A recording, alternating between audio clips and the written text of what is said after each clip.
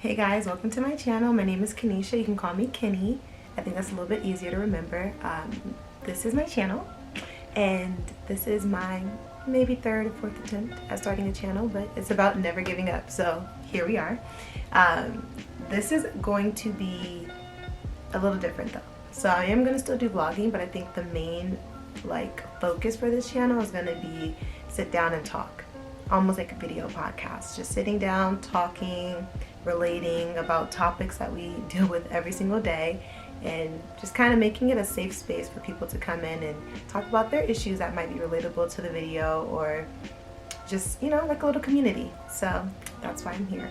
And today's topic is actually going to be about something that I don't think is that common, or if it's that common, it's not talked about enough, but they actually recently just came up with a term for it, and it's called dermatillomania. And it's something that I go through personally, and I want to talk about it because I do think that it's something that if there is someone out there going through it, I would want them to feel like they're not alone. And I also want to maybe give them space, or give them an opportunity to come in and talk about it. Maybe they have ways they've overcome it, or that they're getting through it that I can use, and vice versa. But it's definitely something that I've been dealing with more in my recent years, probably since around 2016, 2015 maybe. And it's pretty annoying. So what dermatillomania is, it's kind of like the act of picking at one's skin, right? To whatever degree that is. And that's just kind of like the basic definition for it. Of course, there's a more scientific definition, but that is just the basics of it, and that is what I do. So for years, I don't know how it began. I have found that I will pick at my skin, right? And I mean for a long time. Sometimes I can sit in the bathroom for an hour plus and just go at my skin, and it's primarily my face, my arms, my chest, and my back. I have messed with my legs a little bit, but not as much opportunity there. I'll get into opportunities, but a lot more opportunities in these areas because I have very sensitive skin. So breaking out is something that I can do easily if I just little things, like the most random things break me out. Of course, over the years, I've gained a better understanding of what breaks me out, so then I can avoid that, which also helps me to avoid picking. But what will happen is I will spend lots of time pretty much creating scars and lesions on my skin, and it doesn't necessarily have to be a pimple there. Sometimes it can just feel like a soft, maybe hair bump, and I will turn that into a complete lesion. And I think it's more of a nervous habit than anything. I'm a very nervous person. I also bit my nails for a very long time. I still bite my nails, just not as much as I used to. And maybe that's the reason my dermatillomania became such a prominent thing in my life, is because I was no longer biting my nails. So then that nervous habit was still there, and it was like, well, what next? I need to at least get out this nervousness. Here comes the skin picking. And that could very well be the case, because I would think it was around 2015, 2016 that I was getting my nails done all the time. So when my nails were done, I didn't bite my nails, so I probably resorted to touching my skin. It has definitely hindered me to a high degree, in the sense that I have so many crop tops, so many tank tops, because obviously I've kept a lot of my stuff for years, so this is stuff I wore before I felt uncomfortable, and I just haven't gotten to wear them. Or if I do wear them, I always have to put a jacket over them, and I don't even necessarily have a jacket that matches the top. I will throw a jacket over just to avoid my arms being seen. My face was easy, you wear some foundation, but my arms and my chest, those parts I would always have to cover up, and that's whether I'm going out at night. I think going out at night is the one time I was more comfortable not covering, because it's nighttime, so I feel like it kind of blended a little bit more. You can't tell as much, but even then I will still throw a jacket on if I could. If I have an opportunity to cover my arms, I will do so, because although it's gotten a lot better now because I've gained a better understanding and I've been combating, or just kind of trying to conquer it, before it was just so dark that I'd be like, oh, there's no way people are not looking at this if my arms are out. I didn't really go swimming and stuff like that as much, so I didn't have to worry about that. I wasn't near a beach because I lived in Atlanta for the past 3 years, so it wasn't like I had to worry about people seeing that in a bathing suit because I wasn't wearing one. Outside of that, it was just really annoying because I want to wear a cute outfit and I couldn't. I'd be like, I mean, I could have, but I was embarrassed and insecure, and I was like, everyone's looking at it. I think when I actually found out that it was a term was back in 2018. I was in Atlanta, and it was at an all-time high because it is something that I can do subconsciously. I won't necessarily know I'm doing it, or once I do become aware of it, I won't stop. But sometimes I wouldn't even know. Like, I'd be just doing it, talking to someone, or thinking, and that's normally when it is happening, is if I'm talking to someone, if I'm thinking really hard, if something's stressing me out. Those are the main things, and it's definitely probably a form of anxiety because I definitely feel like I do suffer from anxiety. I've never called my issues anxiety because I've always associated it with like, oh, I can't be out in public and blah, blah. But I can. Like, I'm a very social person. I can talk to people. I can do all those things, but I also am very shy, and it's something that people don't know about me because I'm so social and fun and oh my gosh, party. But at the same time, I actually do get very nervous in front of crowds. I actually do get very like anxious in groups if I have to speak. My heart will race times 1,000, and I probably play it off well, but inside I am crying. So I started looking into it more in 2018 because I was like, this can't be normal. Like, there has to be something for this, because to me, I was like, yeah, maybe to someone else it's nothing, but to me, I'm like, I have no control over this. I am struggling. I will do this subconsciously. I will do it consciously. Sometimes it takes all of me to stop. I have to literally count down in the bathroom, like, all right, 5, 4, 3, 2, okay, you're done, and then still do it anyway. So I looked into it, and that's when I discovered that it was, in fact, a thing. It was actually a TED Talk that I ended up looking into with Liz Atkins, I'm not sure if it was Liz Atkins or Atkins, but she's actually someone who's been speaking out about this for a while because she's someone that suffered from it and found a way to stop, or at least to keep it calm or keep it at bay. And once I saw her, sorry, I'm looking at the viewfinder or at my, it flips up, my camera flips up, and I keep looking at myself, and I'm supposed to be looking at you guys, sorry. But it was actually Liz Atkins that I looked into. It was a TED Talk, and she started discussing this, and she started talking about how it was a real issue. She suffered from it for years and years and years. People always brushed it off like it was nothing, and she was like, no, you don't understand, like, I can't stop. And she actually ended up using artwork. She would do artwork on like the subway trains and stuff like that, and that was a way for her to overcome it, because when she would do artwork, it kept her hands occupied. And so I saw her TED Talk on top of seeing a definition term on Google. And so when I saw that, I was like, oh my gosh, this is a thing. Thank heavens. Like, oh my gosh, this is not like just me, like there's other people. I'm not crazy. Okay, great. It kind of sucked because I went to tell my best friend at the time. I was like, hey, I think I figured out what it is. Like, I think I have this issue. And she laughed in my face. And I was actually at that moment was at a cracking point because I was just so overwhelmed by it that it really hit me, and I was like, this is not funny. I'm not laughing. I'm actually coming to you, like, confiding in you and letting you know that I think there is an issue and this is what the name of it is, but you found it funny and I don't see how. Granted, I guess it's, looking back, it's like, some people just don't understand, and what they don't understand, they don't necessarily get the severity of it or how serious it is. But even then, I'm like, I feel like if someone comes to you and confides in you, I don't think it's smart to just laugh in their face about it. Anyway, once I discovered that it was a thing, I was like, okay, so like what now? However, it's so new, the term in itself, the science, the studies on it, that there isn't enough to tell you like how to fix it. They mainly tell you to go to a behavioral therapist, which also could probably be helpful, honestly, because it probably is more deeply rooted as to why one would want to do that. But there's not really any like serious cures for it besides going to a therapist and trying to find things to occupy your hands. That's something that Liz talked about.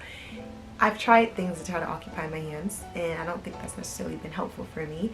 I've actually tried to do crocheting, and that was a buzz. I'm not a drawer, so drawing wasn't it. Staying busy definitely helped, like me being out and about and running errands and working. At the time I was doing real estate, so it was very time consuming.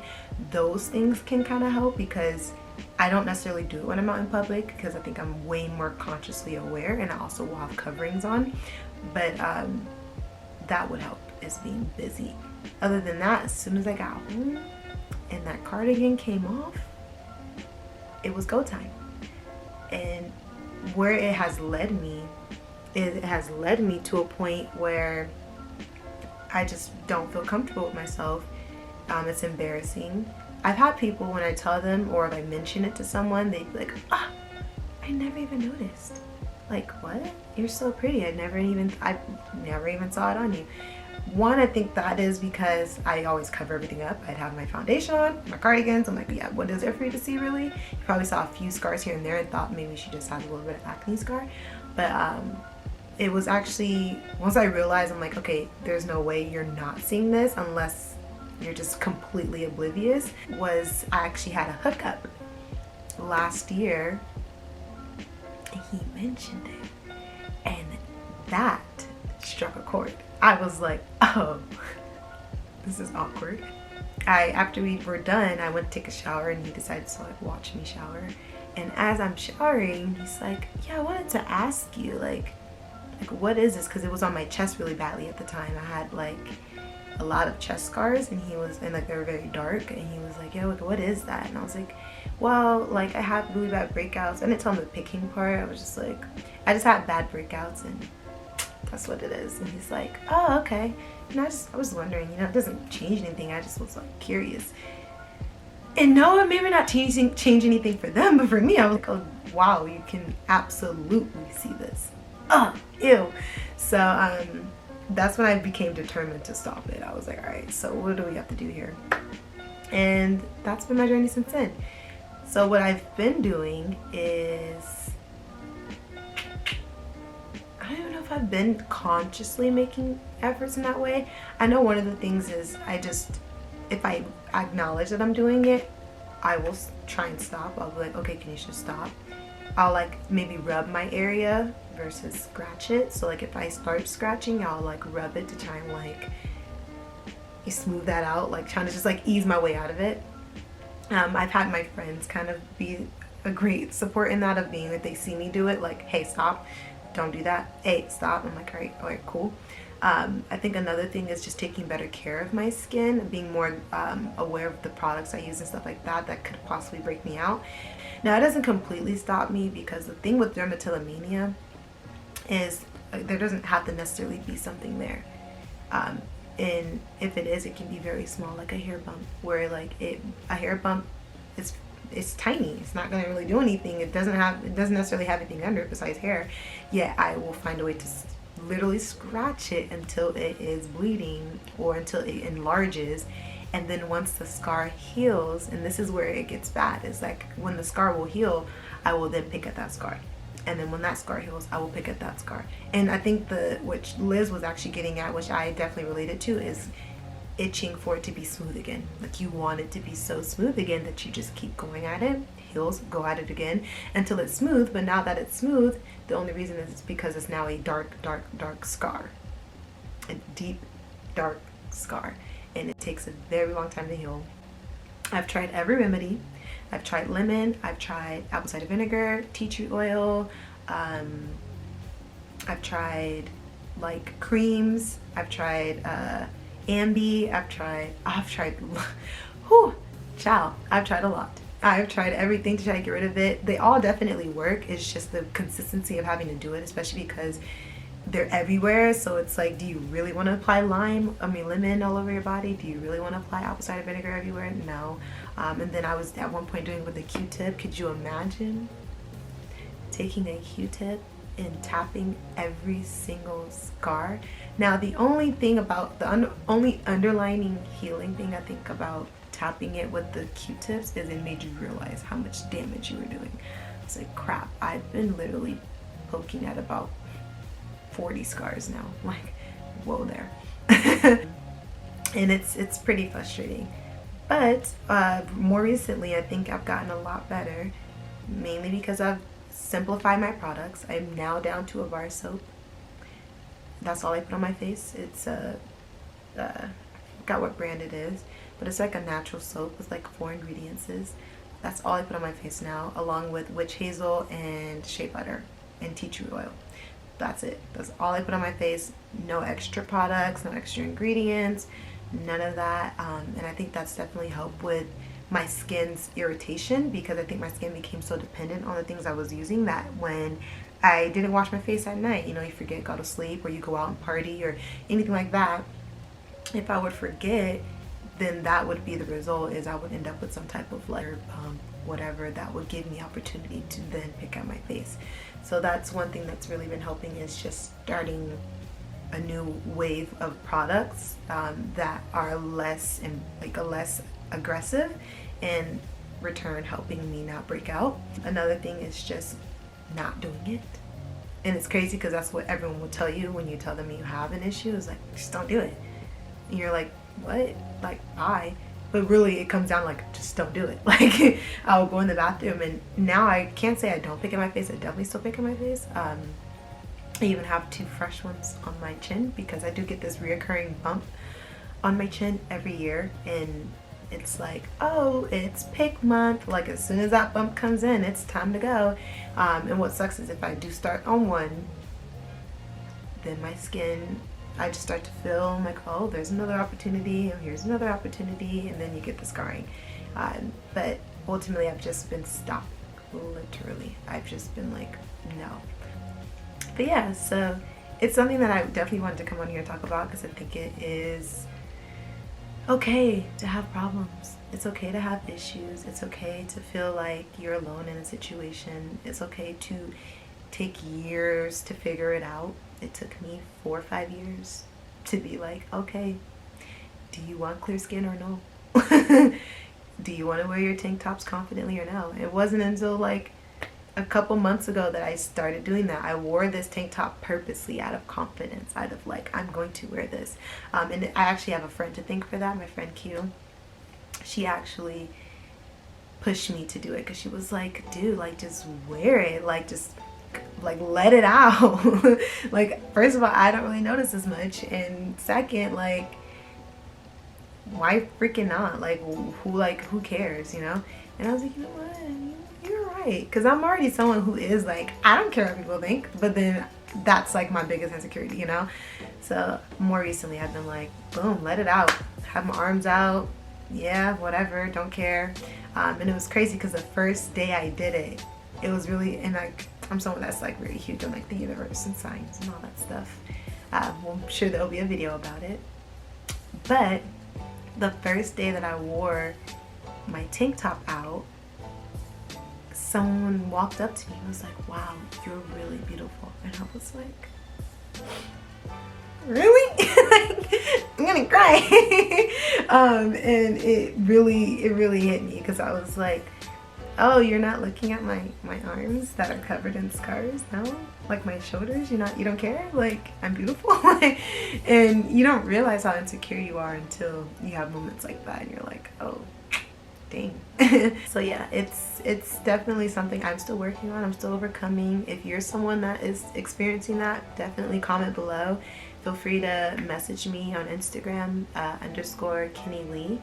It is deactivated at the moment, but when I reactivate it, feel free to DM me. I'm taking a break from mental health. But definitely comment down below if you're someone that's experienced something similar that you're overcoming, how you're overcoming it, what steps you're taking. Don't forget that it is a marathon, not a sprint. That is literally like my slogan for life nowadays. I'm just like, everything's a marathon. Like, stop rushing the process, truly. Because at the end of the day, like, take your time, learn, fail, learn again, and know that it's going to change. And I know that because of the pictures that I've had, and I'll insert a picture of me with my dark scars being darker than they are now.